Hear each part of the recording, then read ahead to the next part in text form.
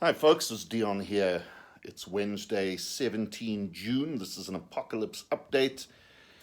We've been in lockdown now for 81 days in South Africa, but I have to say that the 81 days is starting to feel less like lockdown and more like normal life. Went out to the shop to get some things over the weekend, and there are just people everywhere. It's business as usual. The roads are blocked again.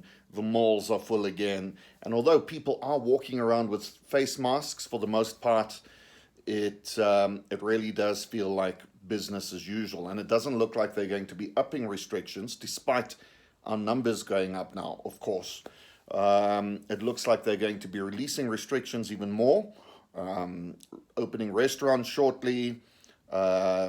Most people are going back to work, and I predict quite a strong surge, quite a strong spike in the next few weeks as people go back to work. We're seeing it even in our own company. We've had corona cases, positive cases at work. We've had to reshut spaces down after having opened them up.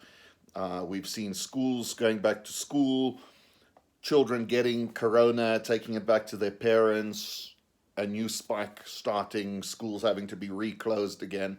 So it's quite interesting. I know that they are trying to get the economy going because we don't all want to die of no income. So that's another thing. And I guess there's this idea that we all just go out into the world, we face it, we get corona, and we deal with the consequences, because those consequences might be more desirable than having a national economic disaster.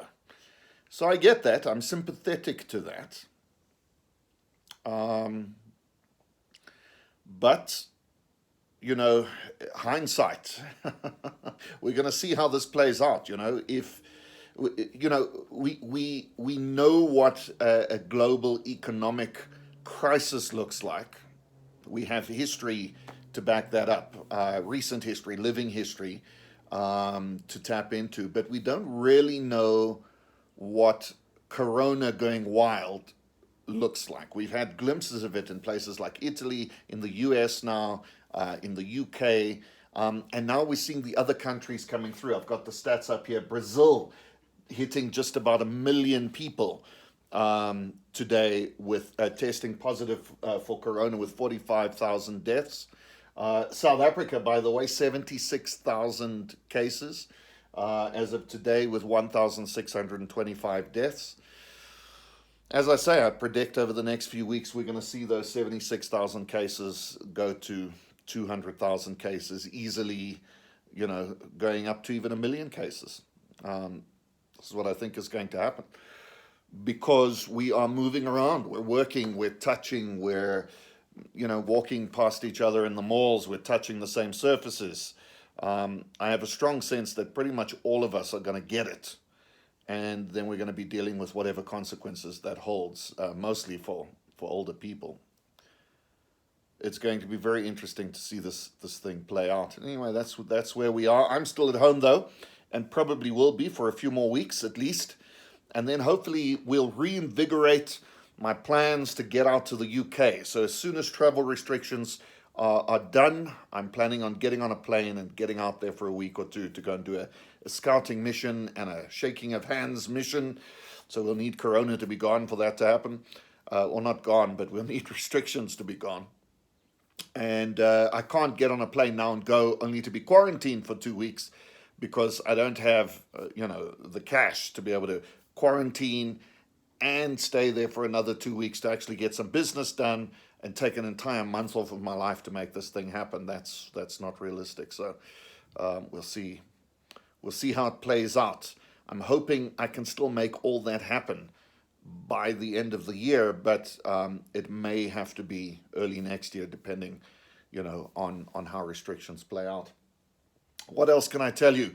I've been working on some guitar stuff. So Ross Harding from Black Harbour, our up and coming rock star here in South Africa, has has graciously been giving me some music lessons, some guitar lessons, and I don't know why it's taken me this long. I mean, been playing guitar, 3-chord fireside type guitar for, I don't know, years, 20 years, 30 years, but I'm now learning how to do scales and picking and other things, and so having a bit of fun with that.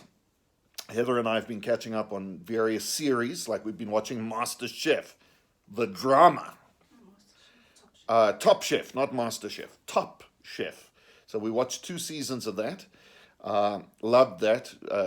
Been doing Snowpiercer. That's a fun series to watch. We've been looking at what's the thing? The hijacking of America. The I don't know what the anyway, the whole premise is it's an alternative universe where the U.S. actually sides with the Nazis in World War II, and it's a really fascinating and scarily poignant and similar situation to the one we have today in the Trump era, and yet there's a glimmer of hope, isn't there? I'm looking at what's going on in the world, and it seems like everything's going to hell, but it's going to hell in the right way. Hear me out here, because we saw, some scenarios of racism in the United States which have sparked the Black Lives Matter movement and protests in every major city in the US, which has spread to every major city in the world just about. People all over the world saying, we're fed up with this colonial mindset, with this mindset of we just keep the system running and don't ruffle anybody's feathers, and over time it'll sort itself out. It hasn't sorted itself out. We're hundreds of years past slavery and that kind of archaic nonsense, and yet black lives still don't matter in the world systematically.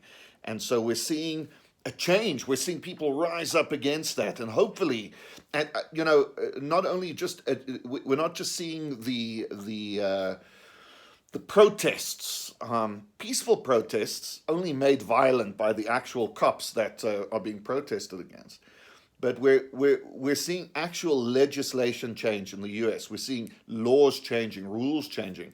I mean, just yesterday or the day before, the U.S. passed that the LGBT community has equal rights in the workplace. I mean, how long have we waited? It's 2020, for God's sake. Why do we care what position sex people have and, who people love? Who cares? If you want to love someone, love them and leave everybody else alone. And so we're seeing very positive moves. Like, we've had this growing right-winged, racist, nationalist, tribalist uprising over the last few years, culminating in Brexit and Trump and the leader of Hungary, and it's just like all over the world, people starting to isolate again as we were moving toward a more united world. And now it seems like that quiet, non-offensive middle ground population in the world have said, you know what, we're seeing what's happening, we've had enough. We're going to speak out about it now. Now we want to do something about it. And I really hope that this rise, this anti-right-winged sentiment turns into votes for the right leaders. I mean, it's a pity that we've got Trump versus the other guy. What's his name? Joe Biden. Joe Biden, I mean, he's just another relic from a racist era, and yes, he's got the sort of mental and emotional flexibility to be able to change with the times, and he's going to be a lot more moderate. But is he going to make any radical changes? I doubt it. I really doubt it. What we're going to need is a population that rises up and says, we demand that you make radical changes, and a leader who's willing to implement those changes. Maybe he'll be the guy. I doubt it. It's still a bit of a fuck up, isn't it? We need some young people in leadership. That's what we need. Anyway, So that's all happening. So I'm quite excited. I'm quite excited about this revolution that's taking place all over the world, and I hope that we see that here in South Africa. Because sure, there was a governmental change, there was a leadership change. So in that way, we're way ahead of the states. There was a systematic change. We're way ahead of the states, but at grassroots level, at the fundamental level of the population, people are still racist. People still hire racially on racial grounds. Millions and millions of Africans in townships all over South Africa are struggling to survive because there's a system that emerged from an apartheid era which just never gave the opportunity for that rebalance, that redress. And sure, a lot of people say, well, even if every white person in South Africa left, they'd be in the same situation, if not worse. And that it's no longer the white man's fault. But folks, it's not about